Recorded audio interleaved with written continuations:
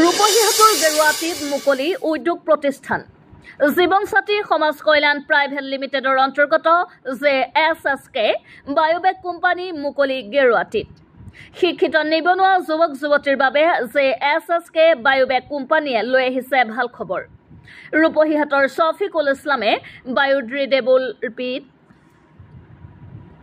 ৰূপহীহাটৰ শফিকুল ইছলামে বায়োডিগ্ৰেডেবল বা কম্পোটেবল বেগ নিৰ্মাণ কাৰখানাৰ জৰিয়তে ৰাজ্যৰ লগতে সমগ্ৰ দেশৰ বাবে বায়ু প্ৰদূষণমুক্ত সমাজ গঢ়াৰ প্ৰয়াস প্ৰতিষ্ঠানটোৰ ভাৰত চৰকাৰৰ অনুমোদনপ্ৰাপ্ত এই বেগ নিৰ্মাণ কোম্পানীয়ে ইতিমধ্যে প্ৰায় 15 জন যুৱক যুৱতীক কৰ্মসংস্থাপন দিবলৈ সক্ষম হৈছে।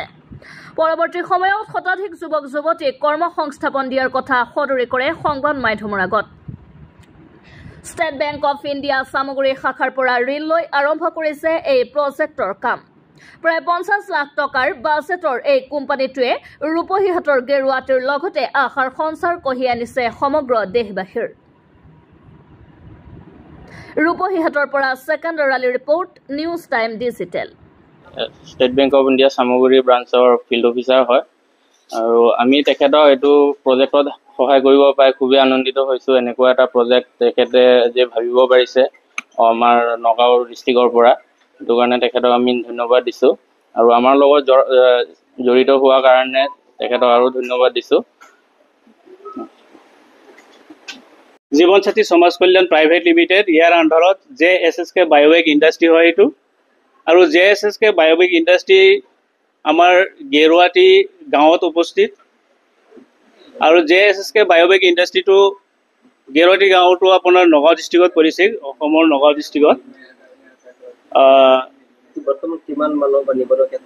আমি ইয়াৰ জৰিয়তে ইতিমধ্যে আমি 15 জনক কৰ্মসংস্থাপন দিবলৈ সক্ষম হৈছোঁ আৰু আমি অতি সোনকালে 6 মাহৰ ভিতৰতে আমি এটা প্ৰকল্প হাতত লৈছোঁ যে 6 মাহৰ ভিতৰত কমেও 100 মানুহক আমি ইয়াত সংস্থাপন দিম। হয়, ধুনীয়া প্ৰশ্ন। আমাৰ এই প্লানটো এই প্ৰজেক্টটো আমি ষ্টাৰ্ট কৰিবলৈ মোটামুটি 50 লাখ টকাৰ এটা আমাৰ প্ৰজেক্ট কষ্ট আছিলে আৰু ইয়াত বিশেষকৈ ভাৰত চৰকাৰৰ যিটো PMEGP স্কিম আছে সেই স্কিমৰ অধীনত মই ভালে সংখ্যক এটা সহায় পাইছোঁ আৰু এই ক্ষেত্ৰত মোক ষ্টেট বেংক অফ ইণ্ডিয়াই সম্পূৰ্ণৰূপে সহযোগ আগবঢ়াইছে। ষ্টেট বেংক অফ ইণ্ডিয়াৰ আমাৰ যিটো সামগ্ৰী শাখা আছে তেওঁলোকে মোক যথেষ্ট সহায় কৰি এই প্ৰজেক্টটো এই স্কিমটো মোক উপলব্ধ কৰাইছে আৰু প্ৰজেক্টটো আজিৰ দিনত আৰম্ভ কৰিব পৰা অৱস্থালৈ তেওঁলোকে লৈ আহিছে আৰু গতিকে তেওঁলোককো মই আজি চেনেলৰ জৰিয়তে ধন্যবাদ দিব বিচাৰিছোঁ। আৰু আজি উদ্বোধনীটো তেখেতসকল আহি উপস্থিত হৈছে। আমাৰ লগত এতিয়া আছে আমাৰ সামগ্ৰী ব্ৰাঞ্চৰ ফিল্ড মেনেজাৰ ছাৰ ইতিমধ্যে আমাৰ লগত উপস্থিত আছে। অলৰেডি তেখেতেই ফিতা কাটি পেলাই আজি এই অনুষ্ঠানটো শুভাৰম্ভ কৰিছে। গতিকে তেখেতক 2 এষাৰ ক'বৰ কাৰণে মই অনুৰোধ জনালোঁ। বিশেষকৈ আজি প্ৰায় 2 বছৰ ধৰি লক্ষ্য কৰি আহিছোঁ যে ভাৰত চৰকাৰে বৰ্তমান যিটো প্লাষ্টিকৰ ছিংগল ইউজ প্লাষ্টিক বা পলিথিনৰ কেৰি বেগটো চেণ্ট্ৰেল গভৰ্ণমেণ্টে বেন কৰিছে আৰু বেন কৰাৰ এটা যুক্তিও আছে, কাৰণ বৰ্তমান যিটো বজাৰত ছিংগল ইউজ প্লাষ্টিক বা পলিথিনৰ কেৰি বেগ চলি আছে এইটোৰ দ্বাৰা মানুহৰ মাৰাত্মক বেমাৰ হয়। এইটো ব্যৱহাৰ কৰি ইয়াৰ ভিতৰত কৰি যেতিয়া খাদ্যবস্তু নি পেলাই খায় তেতিয়া কি হয় মানুহৰ কেঞ্চাৰ বেমাৰ হয়। আৰু ছিংগল ইউজ প্লাষ্টিক আৰু পলিথিনৰ বেগবিলাক 1000 বছৰৰ ভিতৰতো ডিকম্প'জ নহয়, মাটিৰ লগত মিহলি নহয়।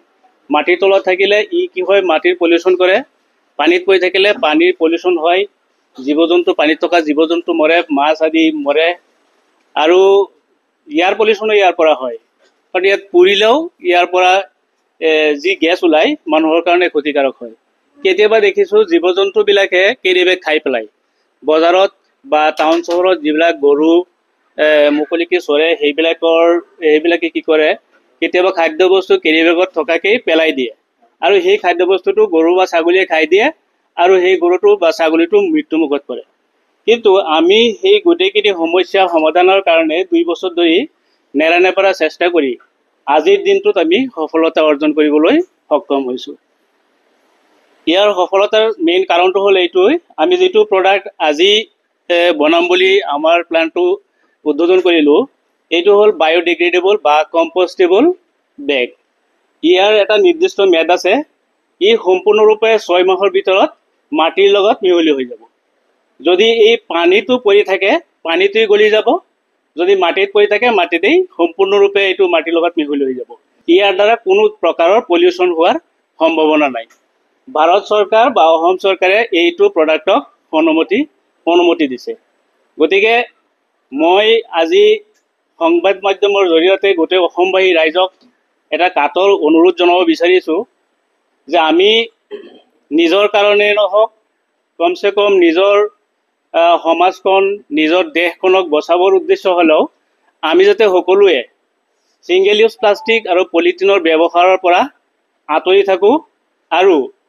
ইতিমধ্যে বজাৰত উপলব্ধ হোৱা আমাৰ যিটো কম্পোষ্টেবল বা বায়োডিগ্ৰেডেবল প্ৰডাক্ট হয় এইটো যাতে আমি সকলোৱে ব্যৱহাৰ কৰোঁ আৰু আমি পলিউশ্যন মুক্ত আমাৰ যিটো ৱৰ্ল্ড বা আমাৰ দেশখন গোটেই বিশ্বৰ কথা বাদ দিলোঁ কমচে কম নিজৰ দেশখনক পলিউশ্যন মুক্ত কৰাত আমি সকলোৱে উঠি পৰি লাগি সকলোৱে যাতে আমাক সহায় কৰে তাৰ বাবে মই অনুৰোধ জনালোঁ